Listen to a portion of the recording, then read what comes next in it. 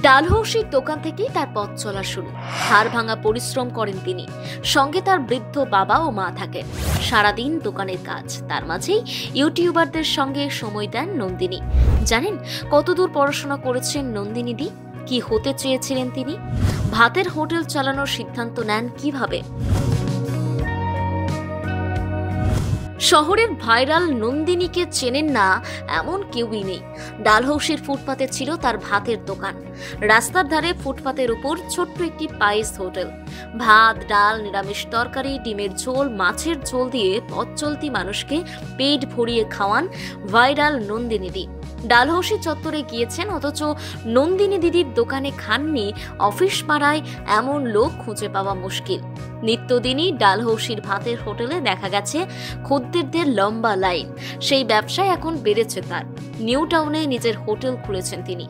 ইতিমধ্যেই প্রকাশ্যে এসেছে তার নতুন রেস্তোরাঁর ভিডিও, যেখানে তিনি ঘুরিয়ে দেখিয়েছেন কিভাবে সাজিয়েছে নিজের নতুন রেস্তোরাঁ, কি কি খাবার পাওয়া যাচ্ছে, কখন খুলছে, কখনই বা বন্ধ হচ্ছে।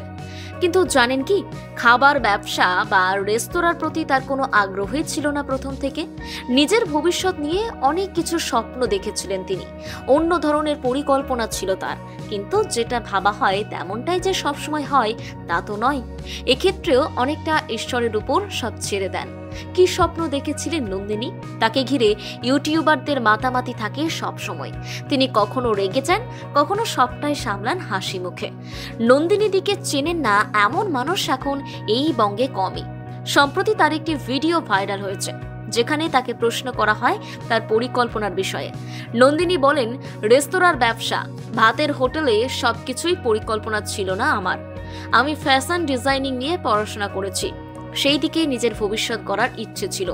ভেবেছিলাম মুম্বাইয়ে গিয়ে বড় বড় সংস্থার সঙ্গে কাজ করব, কিন্তু ভগবানের ইচ্ছে ছিল অন্য কিছু, তাই এই ব্যবসায় পুরোপুরি ঢুকে গেলাম। তবে এখনো কি নিজের সেই ইচ্ছে পূরণ করার শখ রয়েছে তার?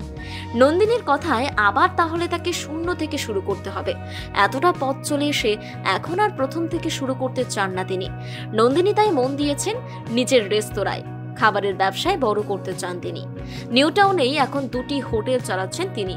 ভাইরাল এই নন্দিনী দিদির ভালো নাম মমতা গঙ্গোপাধ্যায়। ফ্যাশন ডিজাইনিং নিয়ে পড়াশোনা করে পরিবারের মুখে হাসি ফুটিয়েছিলেন তিনি। বেঙ্গালুরুর এক হোটেলে ভালো চাকরিও করতেন। তবে সময়ে বাবা মার সঙ্গে এই দোকান চালানোর স্বপ্ন নিয়ে সব ছেড়ে কলকাতা চলে আসেন।